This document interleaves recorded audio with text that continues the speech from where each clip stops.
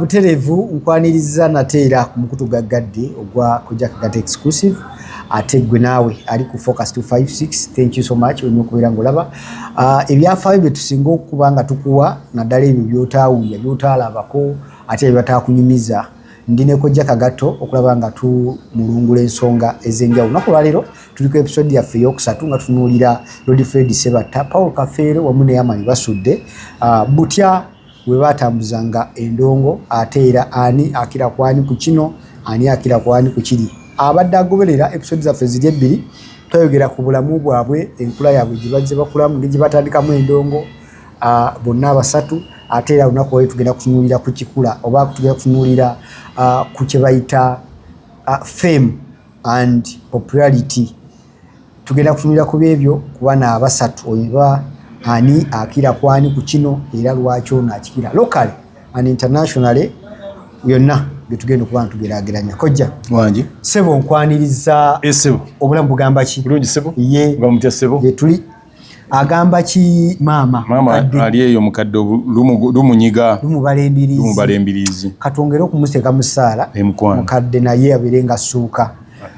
Kojja abasatu bano twakoma oli twakusigwa ekifaananyi era kyemmanyi omuntu alina kye yatuukako naye ku mulundi guno kojja njagala ebigambo bino biringa bisatu obinvuunulire mu Luganda then tubituukira bitya ku bana abasatu. Ekisooka waliwo kye bayita famous oba fame ekyo bakiyita batya mu Luganda ettutumu oba kye bayita popularity okumanyika oba kye bayita trending okukyaka then ebigambo ebyo ebisatu bana abasatu locally international tunula wano ne wabwiru w'eggwanga ku bonna ani yali asingaani era muki anti kisinziira buli omu alina kye yali akiza munne nga buli omu alina ekintu kati for instance gundi yakyaka basudde yakyaka nnyo mu biseera by'oluyimba mukyala Mugerwa. Oluyimba lwakyaka naye n'akyakiramu kubanga nga buli bwatuuka ng'oddukubanga ensi ewuniikirira abantu basamaalirira abantu bacyacyanca. Olina kaliko ogamba ensi neefa ng'akubye mukyala Mugerwa. Kafeero yamanyika ng'akubye oluyimba muvubuka munnange kyokka ate terwakyaka. Yamanyika kyokka ate oluyimba terwakyaka. Oluyimba olukyaka lwoyita nga buli woyita lwe bakuba kati nga bwolaba ddole y'omwana waliwo ekiseera kyatuuka ne Saamu wange nga buli woyita lwe zakyaka ne ziyitawo. Kati awo bwe yali mukyala Mugerwa yakyaka Baasi Dunia yakyaka Baasi Dunia buli woyita. Kafeero yakakuba ennyimba 3 ezakyaka ennyo ezakyaka. Awo tuli ku trending. Oluyimba Dipo Naziggala lwakyaka era ne luyitimuka. Byonna bibiri lwabirina. Oluyimba Kampala mu kkooti lwakyaka ne luyitimuka ate ne lututumuka. Byonna bisatu ebyo lwakola bisatu. Oluyimba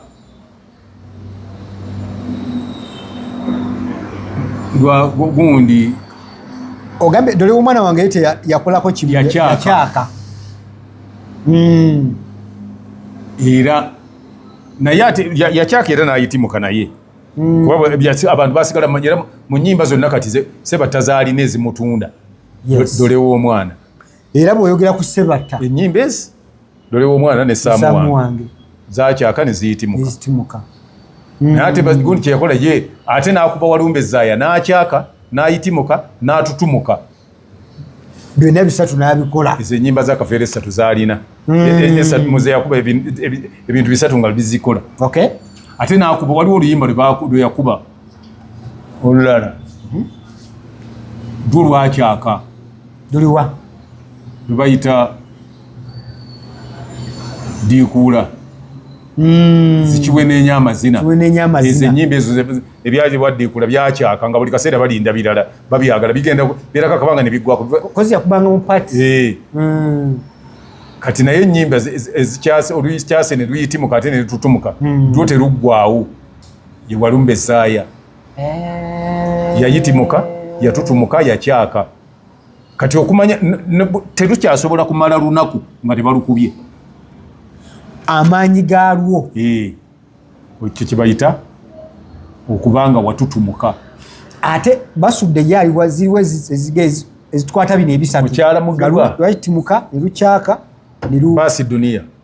Baasi Dunia. Ennimiro y'oku Buganga. N'oluyimba olwatutumuka ate. Yes. Baluyita Akaddannyuma. Bo abalala baluyita Kerementina. Abantu balutuuma eryabwe olw'okubanga bo balutegedde nga bwe balwagala. Balutuuma Kerementina. Naye baluyita nga Akaddannyuma. Erinnya lyali ettuufu baluyita Akaddannyuma. Olwakyaka n'okututumuka ne tutumuka. N'ebeerayo oluyimba olwakyaka ennyo baluyita Priscilla. Priscilla. Tiyo naawe n'oli Priscilla ng'omanya oyo musajja omukulu mukazi omukulu ayagadde akalenzi akato. Priscilla ow'amakudde. Yali ayagala akaana akato. Era bw'owulira bakuyise Priscilla omanya oyagala bwana buto. Obeera mulya buto. Nze si kye ŋŋambye. Kati kyekyo ssebo wekiri. Okay. So bano bumi yafunangako oluyimba. Naye oti Kafeero yabasinza byonna. Ate gundi ye n'abasinga okumanyika. Aliwa? Ate Sebatta n'abasinga okumanyika. Mega swama mutukolere wano. Tugenda eno si mpanvu. Ngaabi yenna atera okugwa. Egenda nakuggwako. Sebatta ekyo n'akimenyawo bo bonna. Omanyi omuntu bw'omanyika. Yes. Buli w'obeera muntu aba akumanyi. Kati Sebatta yatuuka ekiseera nga kati Kafeero ng'ayinza okutambula abantu ne batamutegeera nti yeye. Ye Sebatta talina yali ayinza genda ne batamutegeera. Era nga bamanya y'ono. N'atuuka okuba ekisaawe kye nakivuba nga talinaako muntu mulala yenna. Ekijjula ne kibooga n'abantu kyewalabye egindi kyekyaliwo. Ng'ewa King Saah ekyaliwo. Kyasinze n'ekya King Saah kuba ennyiriri zaali zisimbye kilomita. Nga basimbye okutuuka ku biwologoma bavudde Nakivubo. Layini zisimbye. Baagala tiketi Nakivubo. Luno oluguudo lujjudde. Luumu Street nga bali ku Yamaha. Namirembe Road nga bali ku Pride. Nga ku luguudo abaali basimbidde ku luguudo ku Nakivubo Muse. Yes. Nga bali ku biwologoma. Eringa ku Container Village nga gye bali. Naye nga basimbye kufuna tiketi eyo nga agize eggwanga mujje. Ng'ekivulu kye bayita ggwanga mujje. Nga kyekya bonna bunigina tekuliiko bw'ate Sebatta ne Matendo promoted singers bakuleetedde ekivulu ggwanga mujje. Ensi n'efa. Era lwe lunaku lwe nasooka okulaba. Yes. Era kyalowozesa abantu nti gundi mulogo. Fred Sebatta. Mu bantu baakuluumulukuka nga weebuuza gye bavudde. Enkuba n'etonnya okutuuka awo nga ku Kafumbe Mukasa. Yes. Awo ku Lusaafi. N'etonnya Luumu Street eno kugundi ku Abusa. Ng'ejja yeetolola weeti. N'etonnya ng'abali ku Pride amazzi gakulukuta gava ku Pride eri gakkirira. Nebuuza ate gano. Nti enkuba etonnya. Kati nange nakyewuunya sijja kugamba ki naye ebyewuunyo bya Katonda bwe bityo bwe bikola. Nga Nakivubo wano. Ekisaawa okukirya wali haamu wonna. Wakalu. Eri eyo n'okuva mu Kisenyi mwonna nga temuli nkuba. Kuva ku Pride okudda eno nga tewali. Naye ng'ate ab'oku Baati Valley bo bagamba nti abantu enkuba ebagaanye okujja. Kojja, omanyi kituuka ne kussa nga mubasimbye line empanvu ennyo abamwe bakuba okubakola tebagamba se batasimu wa bulijjo kojja kubana ababiri banne kuliko ani yaddirirako awo okola ekivulu ki ekyamaanyi yali Kafeero kivulu ki ekyo mwana w'omuzungu mwaka naye yakikola mu 9 kojja kiri kyaliwo ekyagwanga mu 9 kyali kyenda mwena naye ndowooza yakikola 97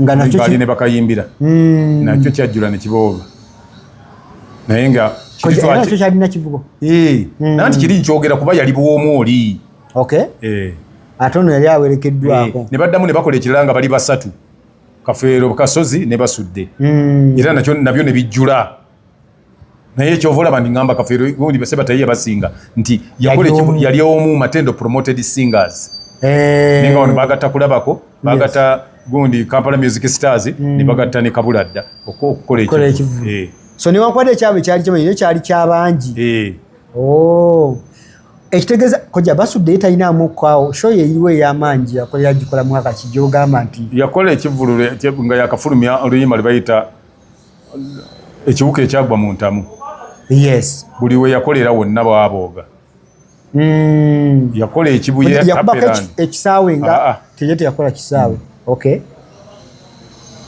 international kojja nga tufulumyeko obweru bw'eggwanga abantu bana basatu ani yasinga ennyo okuganja international goliye Kafeero yayitawo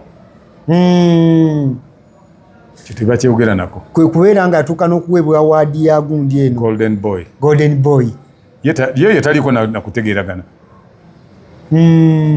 yabakubisa yali byonna nga music we ne bwaba amukubye kaabe muzungu kaabe mukongo kaabe muki azinirako ebivuga ebidongo by'ennyimba za Kafeero nakyo kikumanya nakyo kikuwanika atolaba nga mu Uganda nina omukolo gwe naliko nga bakuba oluyimba naye nga oluyimba lwe bakuba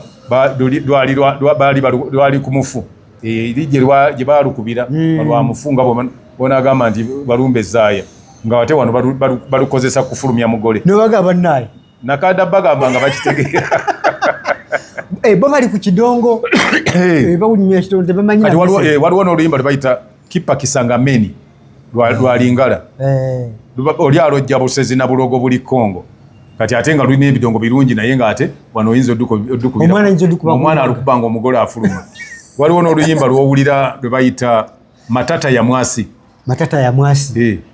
olwo olimu vewe bwe batuuka oluyimba so olutuuka neyo Matata ya Mwasi na mobali esilaka mama oh mama limbo lulimu ebigambo birungi bw'obiwulira bayimba batyo naye yali ategeeza nti kati balukuba wano kuki ku mukolo baalukuba era ne mugamba lugjeeko totamukuba naye yali mugezi nnyo n'agamba olabo yaŋŋambye nambuuza nti ye lwaki kati lulimbo lulutegeeza nti obuzibu bwonna buli mu nsi bujja lwa mukazi mukazi yaleeta obuzibu naye ate bano omukazi avaayo ate kati tubokuba kyate ekyokubiragamba nti yagamba nti naye mweraliikirivu nnyo yazaala abaana abawala kati bajja kugenda batawaanya ensi baleetera abaana babannaabo obuzibu naye gwe olukuba ate omwana omuwala ava mu nju toddamu ddukubo bwe banaalutegeera bayinza nga ndaba nga abalutegeera kuba nina omukisa ninze olukongo mba nduwulira bwe baba bayimba kati abantu bagamba nti tolukuba oyinza okuba oluyimba nga luwemula ekituufu kojja waliwo ekigambo kye bayita GOAT greatest of all times basajja baffe bano abasatu be tuliko leero ani ajjuza ekigambo kino Kafeero tobuuza Kafeero abasatu no bakwata anti ojja kuddira ennyimba ojja kuteekaawo ennyimba oseewo wano muvubuka munange oseewo Kampala mu kooti oseewo gundi Walumbe Zaaya ogenda okutuuka mu nnyimba za Kafeero 8 ng'abalala tebannabaawo kozibwa fuula gooti nga zozo osengeka ennyimba emabega eno bonakiroseeko ne bayita edduma ly'embaga oteekeko gundi omalirize wansi okusembayo kale oteekeyo dipo naziggala awo tavuganyizika kojja greatest of all times alina okuba nga longevity ye ebaddewo ng'abadde ayimbiddeko akabanga akawanvu abasatu banani yalina akabanga akawanvu Kafeero ne Basudde yayimbira gwanvu emyaka 9 kale 10 ne Kafeero yayimbira mingi tulina muneke bayita consistency Kafeero yalina consistency okuva yajja nani stop yalina consistency n'ekirala kye yalina ye nga afulumya ennyimba ze n'agifulumya alubamu nga yagiyimbye yekka nga tagasseeko muntu mulala yatandika kitandike luvannyuma ate nga abawa ennyimba za mujjirano ng'ate zonna baluleeta nga alubamu gye bayita liidi olwandibadde liidi nga gye tuyita gundi ng'ate bali abantu beefunirako ezaabwe ezikulembera gwe lwotuwadde tutegedde naye tulinako ennyimba nga tazikiza talina mu mwaka gwagamba nti guno yazikiza talina alubamu gye yafulumya ne bagamba nti teyanyumye teyatambule olaba neyafuluma nga afudde nayo kati yeyogeza abantu obwama kojja mu greatest of all times mulina okubamu omuyimbi oyo ng'alina kyakoze mu music industry ekirabibwako oba ng'agasseeko kuba n'abasatu yagattaka nti abayimbi abasinga obungi bamanya nti music wa Kadongo kamu osobola okubamu music omulungi abantu ne bamunyumira era olaba kati Walukaga gwakuba bakapo gwe bakuba music wa Kadongo kamu basekandi bwe bakuba olaba nti yonna bagundi ya Kafeero no mutabani wani Seremba yes obalaba bonna bwe bakuba music yoyo mukuba ne mubbaala ne musituka era mukyali tekibangawo ennyimba z'abantu abo basinga ozikuba kuki ku mikolo kati batandika netugendako mu disco noli nakuba movia tobanga wankaddiya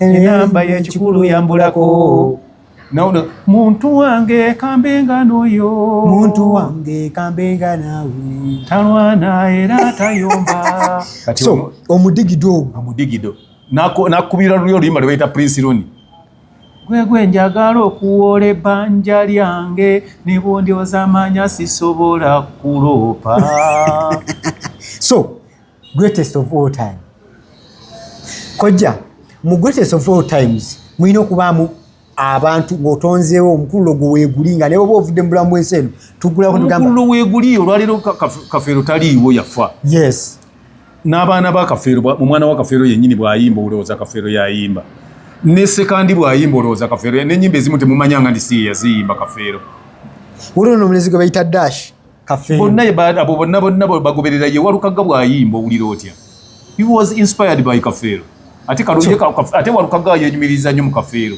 agamba nti yamugamba nti kino yimba bwoti ojja kuba okimaze bw'onkolera kino oba omaze njagala nnyo Walukaga nti n'obulamu bwe ne bwaba yavaawo tulina abantu tukyala bantu mu kifaananyi kya Kafeero gwe tekikwewuunyisa Kamakyembe yalekawo okubaira greatest of all seasons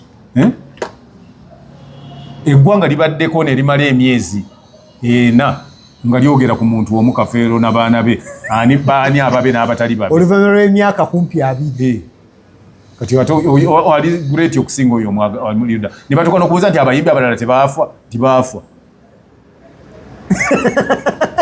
tebalina baana nti balina tebalina ndongo nti yaliwo gwate olaba omuntu akubeera great oyagala aliwa ng'aleese n'abatoola okugamba nti ndi mwana wa Kafeero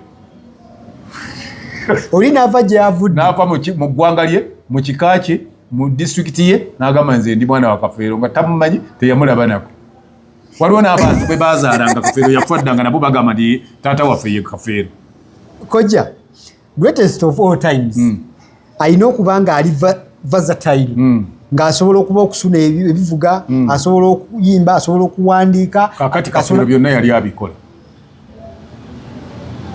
Kafeero ne Basudde yali asobola bikola ebimu naye Kafeero yali akuba eŋŋoma nga bwe waba waayimba ye ng'atuula ku ŋŋoma nga muwandiisi atendeka muyimbi bw'akuba endongo tobeerawo kati oyagala asinga oyagala mujjawo yali full package ate arranger kyetuyita arranger mubeera munankani mu studio n'agamba kino kibeere bwekino tukitambuze singa tukubye kino nga tukivuga kiti ne bwe kiti amanyi yali ategeera bwe kituuka ku performance wali omuntu alina okulabako yali amanyi kyakola nga talina stage work yali amanyi waaka ku stage awo yali artistic nga y'omuntu gojja okulaba tuyagala na kayenje Kafeero yali artistic gwe lowoozaamu ebbanga lyonna lyeyimba yali anywa n'atamiira naye ng'abalabi tebava amala kumala ne bagamba bane tuwongere nga buli kyakola abantu bagamba tuwongere ne bwayimba ennyimba ze nazimu bagamba tetutubulamu kyekyo ssebo kale greatest of all time wo yani osobola okgenda mu comment section n'otubulya gwe greatest of all time yani got wo yani era n'otuwa n'ensonga zo ate era nja kukyaza abantu b'enjawulo nabo batukubire mu torch mu greatest of all time mu kadongo kamu so nga ate ne genres endala oba ebika bya music endala era tujja okubakwatako oba okubawa ebyo twesiga era tumanyi nkujukiza bannaffe aba focus event services bagamba nti beeyune bakolera omukolo gwo osobola okubira nga ofuna ebyandisaanye okufuna kojja abantu bangi bakola emikolo ne wayitawo emyaka 2-3 noddayo mu service provider yakolera video ba photography nombuuza olwaki ebintu byange muganda wange tebakugamba kifaananyi byafa banange banyumuzise alubamu yonna omwana yagiuza ebyo twabisiimuula tebikyalimu emyaka 5 nekanammwe ate mutubalemu amagezi kati otuyambye otya sijja kulimba sirina kubanga kompyuta yaffe yayiika kale wewala abantu bwe batyo just emyaka egi kojja focus events inayo tuyakolera emyaka 15 emabega naye ebintu bwebirinoga bannange nze gundi ze nakola omukolo nti ntya kale in fact nga bakyapudatinga nga bakyusizza namu so ne bannaffe aba bicycle kick bagamba nti banoonyeeko otereze ekisenge ate era obeere nga naawe oyitibwa nnyinimu komawe waka mama w'abaana alina okusindikira abaana kuggulira geeti n'okukutikkula oba nga bakutunulayo bwoti wadde tolina kyolina nagira bwati naye nakwaginga nagamba nayendaba kuki munnange kolikayo munnange bicycle kick ajja kuyamba kubanga oba otuukiriza obuvunanyizibwa bwo ng'omufumbo tewali nsonga lwaki mulwanagana muyombagana n'omukyalawo oba amaka ne gatatereera olw'okuba ekisenge obusenge bicycle kick ajja kikkolera jangu buzi ojja abantu basomere namba y'essimu 0752 kale tuvedde ono olunaku lwaliro tusigale vidiyo ezijja mu maaso awo ne bannaffe aba focus graphics and branding nabo bakugamba nti banoonyeeko bakuwe graphics omulungi ennyo bakuwe t-shirt bakuwe uniform bakuwe stickers ebipande ebyo ebinene byoteeka ku bizinesi oli n'agamba wano office ya gundi bonna beera nga wakulira ku namba y'essimu tusisinkane mu vidiyo ezijja mu maaso awo.